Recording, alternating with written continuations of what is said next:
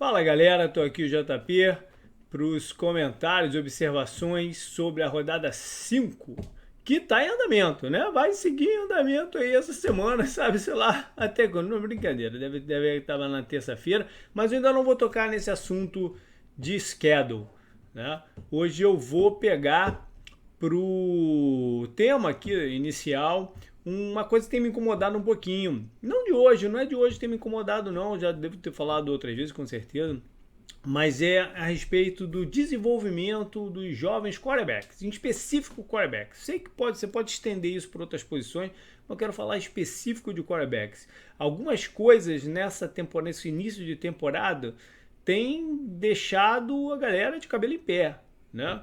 E a gente precisa entender o que está acontecendo. Eu sei que teve menos tempo de treinamento, mas isso também eu sei, você sabe.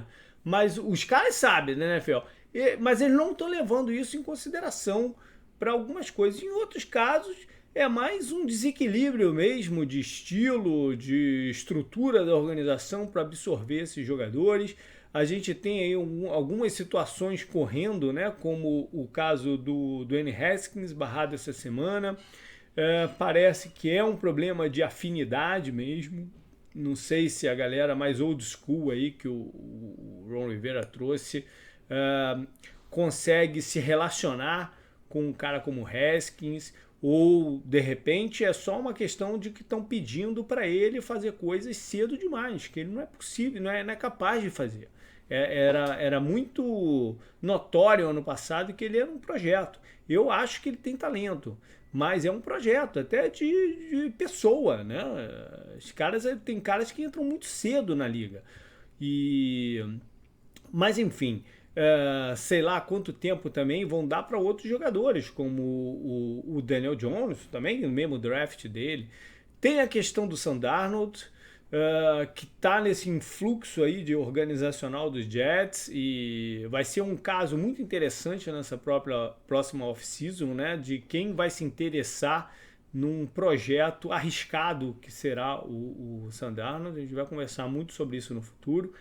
A gente tem visto o Kyler Murray também do mesmo draft do Haskins e do Daniel Jones. Ele tem mais sucesso do que esses dois, né, em vitórias e em rendimento, mas ele não mostra uma progressão como quarterback ainda.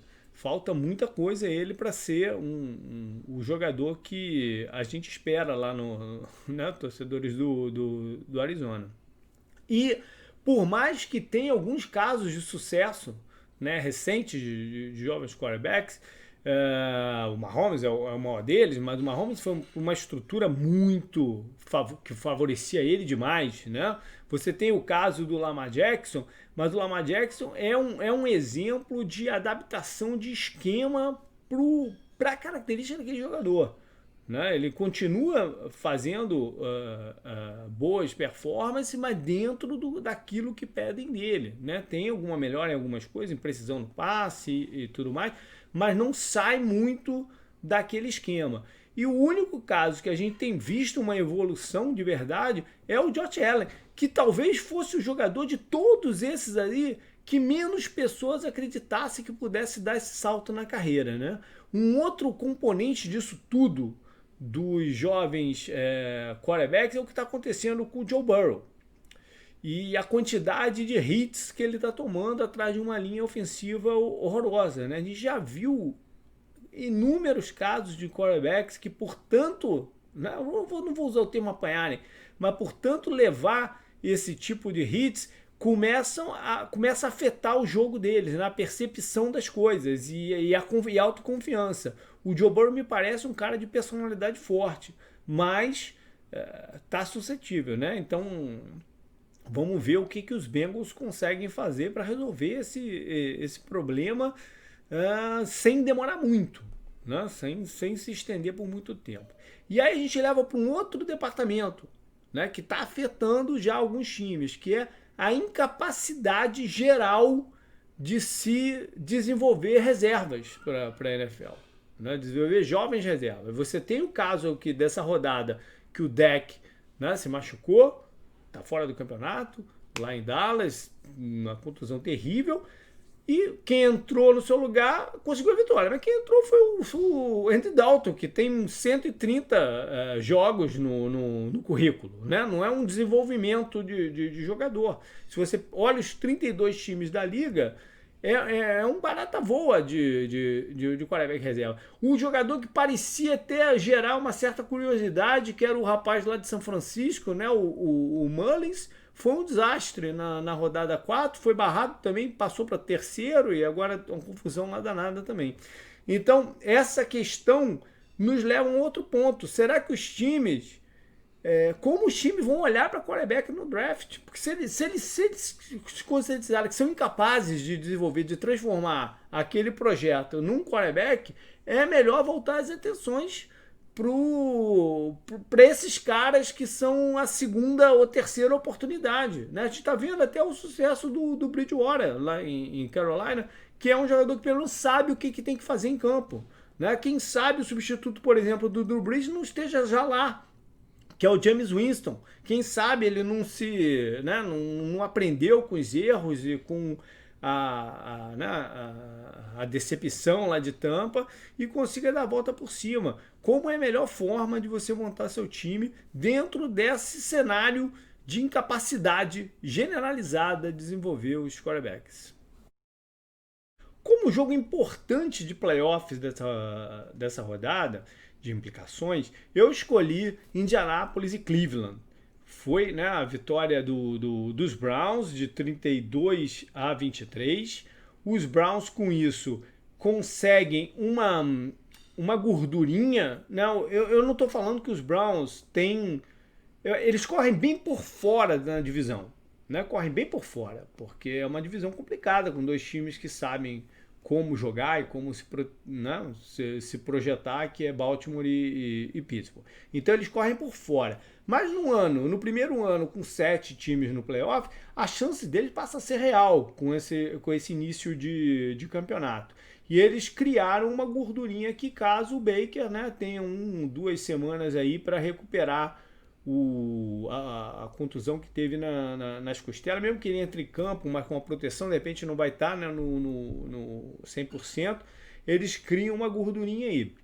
Em contrapartida, os Colts perderam uma oportunidade imensa de colocar um distanciamento em cima dos Titans em termos de número de vitórias. Porque esse campeonato pode ser que ele termine sem ser no tradicional método de recorde, né? Seja por percentual de vitória.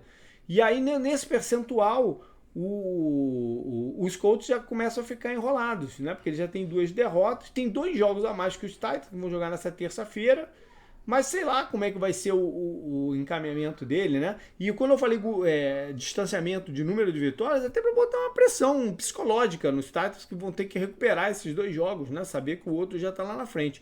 Mas mais até para esse lado do percentual de vitória num campeonato tão esquisito como vai ser esse. Para upset, ficou difícil aqui escolher qual dos dois, mas eu resolvi manobrar aqui os jogos. Peguei a primeira derrota do campeão Chiefs.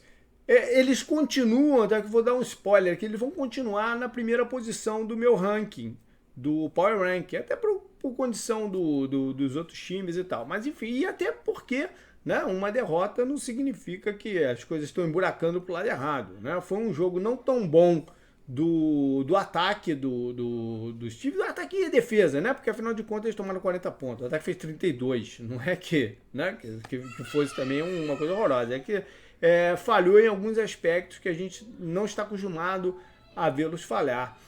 E o Patrick Mahomes teve sua primeira interceptação no ano e tal.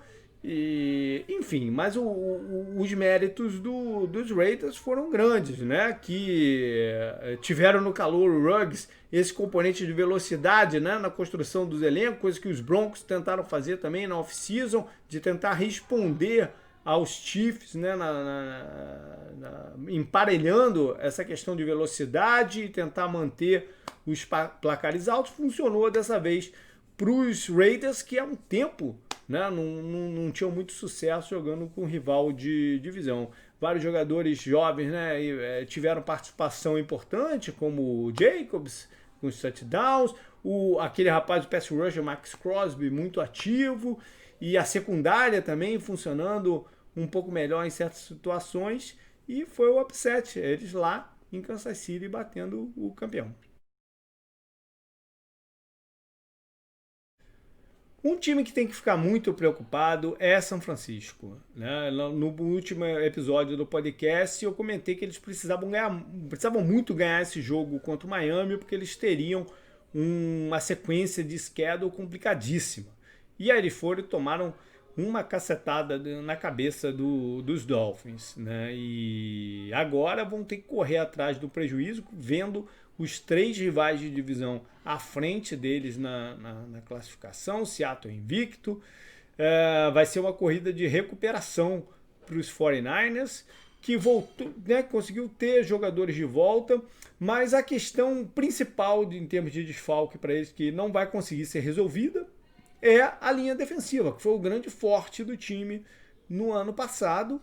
E na off-season saíram jogadores, já estaria menos, né, profundo essa rotação ali na frente, que causou, né, aquele sufocamento, que foi o termo que a gente já usou várias vezes, e agora sem o Nick Bosa, com o Ford em definida situação, eles não têm esse fator decisivo que eles tinham. Para piorar, a linha ofensiva regrediu, e seja qual for o quarterback que está ali atrás, vai ter que rebolar para conseguir fazer o ataque funcionar. O Garoppolo tomou pancadas físicas e pancadas, né, de críticas, talvez um pouco forte demais, porque afinal de contas está voltando de uma lesão, talvez não esteja com a mobilidade certa para compensar esse problema da linha ofensiva e da proteção, mas enfim, ele foi muito mal, foi barrado, e São Francisco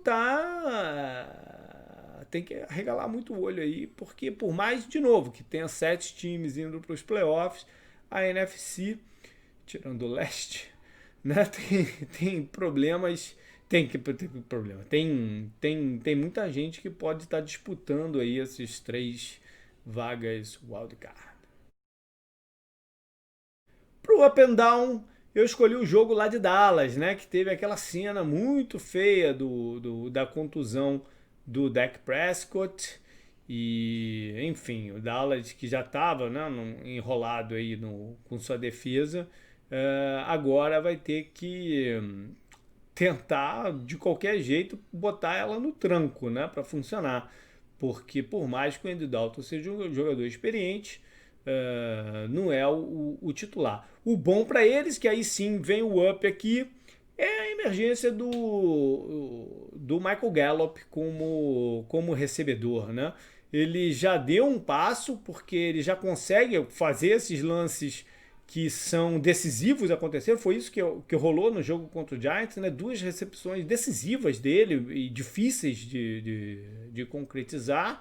Então já é um passo evolutivo enorme em termos de confiança do quarterback em acioná-lo nas horas críticas. E ele ainda não é um recebedor que corre qualquer rota, né? Ainda não trabalha bem a zona intermediária do campo, é mais um cara de rotas longas e tal, mas nisso ele está fazendo muito bem. A hora que ele se desenvolver nessas outras, ele se torna um cara bem acima da média. Né? Pro Down, no mesmo jogo, não querendo também bater demais no Giants, né, porque não faz muito sentido, mas eu vou pegar um jogador de expressão deles. Né, um jogador que está jogando com a franchise tag, que é o Leonard Williams, e que veio, né, para a liga com um tremendo potencial, mas parece muito blasé, ou vai muito no automático, né? Não é um jogador que brilha, e o Giants precisa de playmakers, jogadores que brilham. Ele poderia ser esse cara e não é. Ele até tem 2 sacks na temporada, mas é pouco para um jogador que tem a ambição de ganhar o dinheiro que os melhores dessa posição ganham, que hoje em dia subiu muito esse patamar, mas tem que entregar uma performance desse tipo, né? E terminou com um tackle só o jogo contra os Dallas. Não que tackle seja tão importante até na posição dele. É uma posição, de repente, o que pedem para ele é ocupar espaço, mas enfim, ele tem que saltar os olhos, né? E não salta. Então, Vou pegar aí o Leonard Williams. Vamos dar os destaques então na rodada, começando com o ofensivo. E vou voltar lá ao upset do Kansas City e Las Vegas. Porque o Derek Carr é um cara que eu também pego no pé bastante aqui. E quando ele joga bem, a gente, né, tenho que dar aí o crédito para ele. Ele terminou a partida com 22 passes completos em 31 tentativas, três touchdowns e uma interceptação. Essa interceptação, na verdade, acaba nem sendo importante quando o próximo stat, que são 11,2 jardas por tentativa de passe. Esse é um número que sempre faltou. Lógico que é um número até exagerado, né? Não é isso que se espera toda a rodada dele. Mas esse foi o que faltou nele durante todo esse tempo, né? Sempre foi um jogador muito conservador nos passes, sem conseguir fazer o sistema ofensivo fluir do jeito que o John Gruden quer que flua. Então, dessa maneira aqui, né? É o jeito dele se manter na liga como um quarterback titular. E ganhar de rival também ajuda muito nessa moral dele. Enfim, ele tira um pouquinho aquele termo que o pessoal fala do macaco aí nas costas. Na defesa, eu vou fazer um negócio que eu não costumo fazer, que é trazer o jogo de quinta-feira. Mas o Khalil Mack, que teve um ano mais ou menos em 2019, né, depois daquele absurdo de 2018, ele não estava jogando mal no início do campeonato, mas ele não estava brilhando do jeito que a gente de repente espera que ele brilhasse. E contra os Buccaneers ele fez isso, né? Foram 2 sacks, outros hits no Tom Brady e avacalhando com os offensive tackles dos Buccaneers de um lado e do outro, né? Teve volta e meia, tu viu o offensive tackle derrubado no chão e não é qualquer pass rusher que consegue isso, né? Então o Khalil Mack, com esse tipo de performance, o Chicago se torna um real candidato dentro da NFC. Nos special teams, um jogador, o Panther, o Michael Dixon dos Seahawks, junto com os seus companheiros de cobertura das unidades special teams, da unidade de punt em específico, né, foram essenciais na vitória de Seattle sobre Minnesota. Em alguns momentos, até que os Vikings estavam melhor na partida, ele conseguiu colocá-los lá no finalzinho, colado à end zone. Isso daí na NFL é crítico, né? Quando o time consegue fazer isso com consistência. E o Dixon, além de ser um dos melhores Panthers que a liga tem, tá aí então com uma unidade coesa para fazer para colocar seu time nessa vantagem de posicionamento do campo. Finalizando com o calouro. E eu não podia deixar de trazer o recebedor dos Steelers, o Chase Claypool, um jogador que pouca gente acreditava lá no draft. Eu até vou olhar eu devia ter olhado antes de gravar aqui. Eu vou olhar qual foi o que eu escrevi sobre ele no post pré-draft. Me cobrem lá, a galera do grupo do 10 Jardas, me cobra que eu colo lá o que eu escrevi sobre ele. Mas 4 touchdowns são 4 touchdowns, né? Foi um corrido e 3 recebendo, um em cada quarto, né? Até por uma curiosidade. E um jogador de uma capacidade atlética muito grande, num tamanho grande, né? Ele tem um potencial enorme. No draft, se eu não me engano, o que a maioria dos críticos falou é que o chão dele, né? Tinha muita incógnita aí nesse meio do caminho. Mas eu acho que, pelo que eu estou vendo aqui nesse começo de campeonato, é um jogador que tende a se consolidar lá em Pittsburgh. E a gente tem visto um outro, né, recebedor que tem características assim até maiores, que é o DK Metcalf, brilhando lá em Seattle. O Claypool tem um encaminhamento, pode ter um encaminhamento parecido aí de carreira. Falei então, galera. Até o 10 Jardas no ar, que a gente grava ao vivo na quarta-feira. Estejam lá com a gente, acompanhando, mandando perguntas, questões, que a gente responde por lá. Valeu, então, até mais.